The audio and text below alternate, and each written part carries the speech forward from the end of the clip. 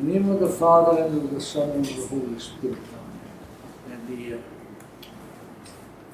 14th Sunday after Trinity, which is the one that we celebrate today, has attributed to it very mysterious, but at the same time very meaningful words from the Gospel of Philip.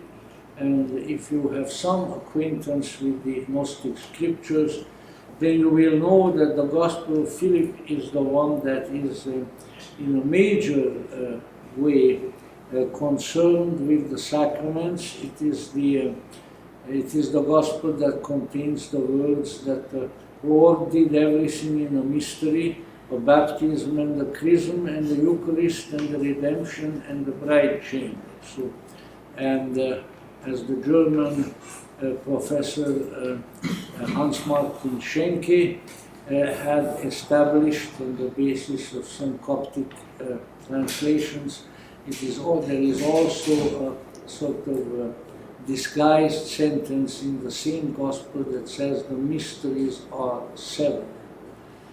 I had the good fortune to meet Professor Schenke years ago. He was the first one to have done a complete translation of the Gospel of Philip, initially into German.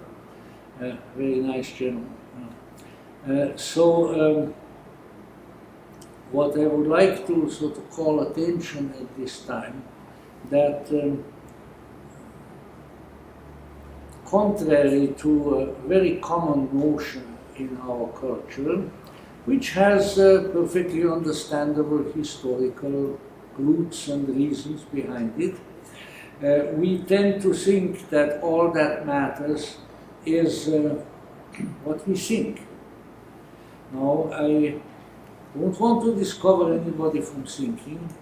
There are altogether too few people who carry on that process efficiently in this world.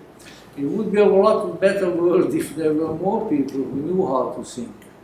But that probably requires a major miracle.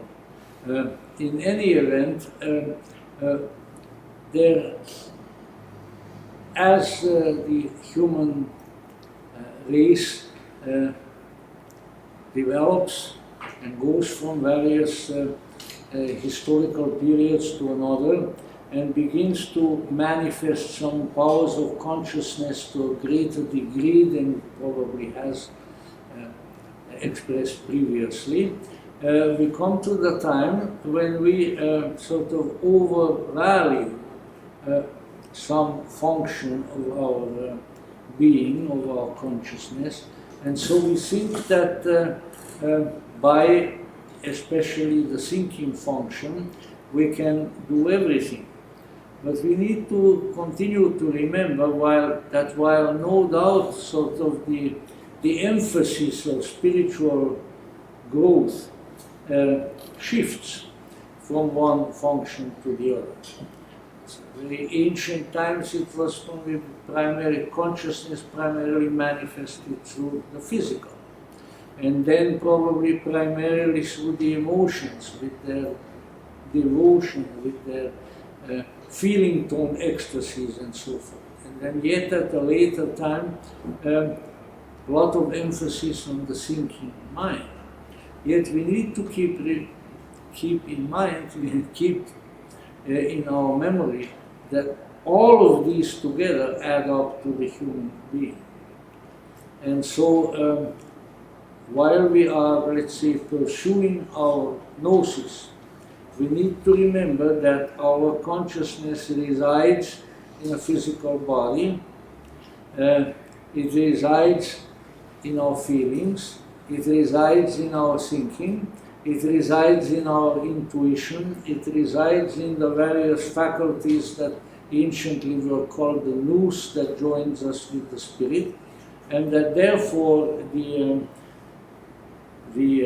process of gnosis has to take place in all of these. And I have often considered it a curious circumstance earlier in my life that in so many spiritual traditions, enlightenment, salvation, whatever it may be called, is always confined to the time when the individual is in his body. Buddha did not teach an enlightenment after death, while we were alive. Christ similarly taught salvation while we are still in the body, and so forth. And what exactly and precisely the reason for that may be is something that I can tell you for the rather good reason that I don't know it myself. But it's there. The Kabbalists would say that we are a tree of life with the 10 Sephiroth ourselves, and that all of these have to be involved in something really important, right down to Malkut in the body. Now, the reason I bring this up is because the sacraments, such as the Holy Eucharist, which we have celebrated now and of which we have partaken, is obviously, in addition to all of its other dimensions, it is a physical act. When we take the Blessed Sacrament into ourselves, we take it into our body, and in addition to that, in all the other layers and aspects of our being. And so that is a very important reason why, as indeed the Gospel of Philip says, and various others indicate, that this particular spiritual practice, which is the practice of the sacraments, and sort of the central one of which is the one that we all participated in a little while ago, that these are at this particular time in history, since the 1st century, these are the principal focal points of our transformation and of our gnosis and of our liberation. Now, the Gnostic tradition does not feel that Jesus Christ was the only messenger of the light. After all, there were many thousands, perhaps millions of years prior to the coming of Christ when humans were on earth, and it would not be consistent with the principle of divine mercy that no one would have come in that immense period of time to help humanity. And so periodically there are helpers, there are messengers of light who come and who give us yes, they give us teachings whereby to understand our predicament and perhaps even to some extent how we may extricate ourselves from that predicament, but they also bring us means of grace, means of enlightenment, means of transformation. And the Holy Eucharist, so our tradition declares, is of that order. And so that came to my mind whilst celebrating the Mass, the Eucharist today, that that is why we need priests. Of course, in a certain sense, we are all priests. And the more we grow in the Spirit, the closer we come to the Gnosis, the more of priests we become. Because we become manifestors of the supernal. The closer we come to the greatness, the more it manifests to us. And this is the priesthood of everybody. But there are also certain special offices to which some of us are called. Our good friend, now I always used to call him Brother Burl, but now I call him Brother Father Burl, who was ordained to our priesthood here not long ago. And by the way, two weeks from today shall have his first public Eucharist here, which is also always a great joyous occasion. I'll be back from the wilds of the eastern part of the United States in the dreaded Yankee country up there. and we should assuredly have a great and wonderful time. But therefore, we have to have certain means which reinforce within us the sacred presence that is already there. And it's by way of the interaction of that which we take into ourselves and that which is there already that the ineffable greatness works. Now you might say, and no doubt many have said, and some of them said it to me, that I go to Eucharist and I go to communion and I don't feel anything. Well, I think my usual reply to that, as kindly as I could make it, was, no, that really doesn't make a doggone bit of difference.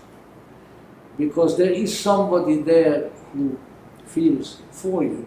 There is something there that responds to that. It is not necessary to be consciously and intellectually aware of some of these wonderful things that take place within ourselves, because they happen just the same. And in fact, this is one of the wonderful things, I believe, about the sacraments, especially about the Eucharist, that whether our thinking function is capable of catching a lot of it or not, it happens. That it happens that to a very large extent on a sort of pre-conscious level. Having been in this field since I was a child, I can tell you that having taken communion in the AM, more often than not, I woke up throughout all my life at following midnight or so and said, yeah, it's still here, something has happened, it's there. And therefore, if we trust in that the gift, the bread of the angels, the sustenance of the helper comes to us, then we can draw on that help as the days go on, and we will find that our resources have been strengthened and repaired, and we are able to go on this strange road of life until eventually we walk off the edge of the world in all likelihood and in our hopes into a better reality. But this is the bread of the angels. This is the strengthening agency, and it is to work with and to administer that strengthening agency that the priesthood exists. In various forms it has always been here. The priesthood in the temple in the Old Testament, Egyptians had their priests and so forth. And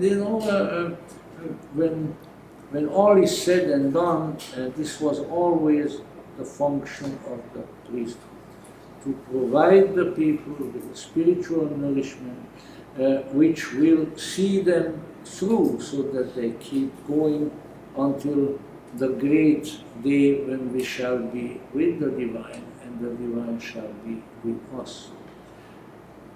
So let us try to keep that in mind. And maybe if we keep it in mind more often, and if that is sort of in the back of our consciousness, then when we come here on a Sunday morning like this, or any other time when the sacrament is offered, we will have a greater openness, a greater ongoing interior appreciation of the mystery which has come to us and in which we are participating, and which will see us through the remaining portion of this earthly life. And so may the mystery of that which hangs between heaven and earth descend upon us and remain with us always. Amen.